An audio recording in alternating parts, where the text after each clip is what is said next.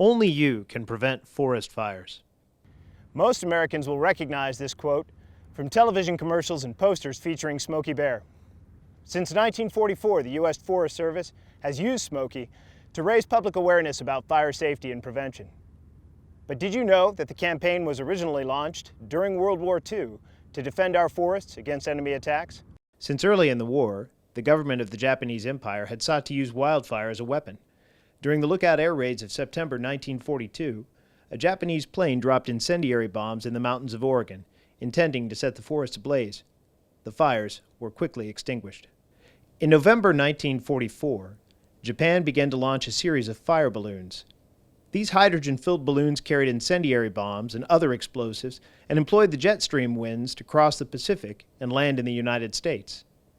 Of the more than 9,000 balloons that were launched, only 300 made it to North America.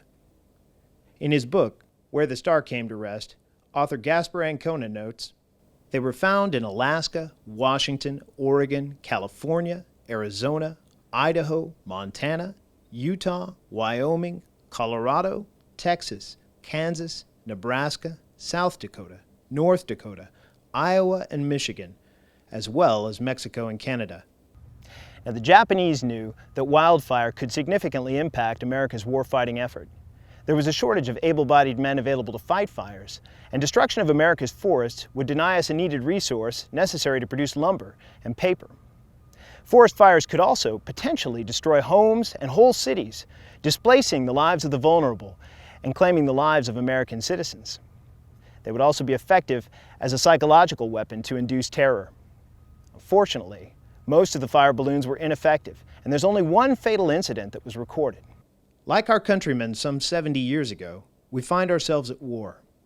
Not just this long war in the Middle East, but the ongoing spiritual war we experience everywhere in the world. Our enemy knows that fire is an effective weapon that can quickly overwhelm us, use up our resources, and cause destruction and loss, fear and suffering. The Bible tells us, "In all circumstances, take up the shield of faith, with which you can extinguish all of the flaming darts of the evil one." Now, Satan uses the trials we face to tempt us to doubt God and to give in to despair. He wants to set us aflame in sin, to cause us to deny God and to serve ourselves. And when we do, he delights in the destruction he causes, in our feelings of despair and shame.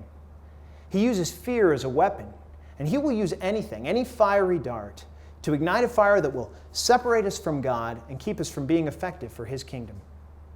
As a child, I remember singing a song, "It only takes a spark to get a fire going." It's about spreading the love of God, but it applies equally well to the fiery darts of the evil one. We must be vigilant. It only takes a spark to get a fire going. We must extinguish the sparks of temptation in all circumstances by taking up the shield of faith. If Smokey Bear were a preacher, he would say to Christians, only God can prevent the fires of sin and misery. We cannot fight these fires in our own strength. We must trust God when we are tempted to provide a way out. We must believe that he still cares for us even when we face trials of many kinds. We must rely on him for the strength to forgive and the courage to face our fears, because there is no fear in love. This is what it means to take up the shield of faith, so that when the enemy attacks, we will stand firm by faith in Jesus Christ.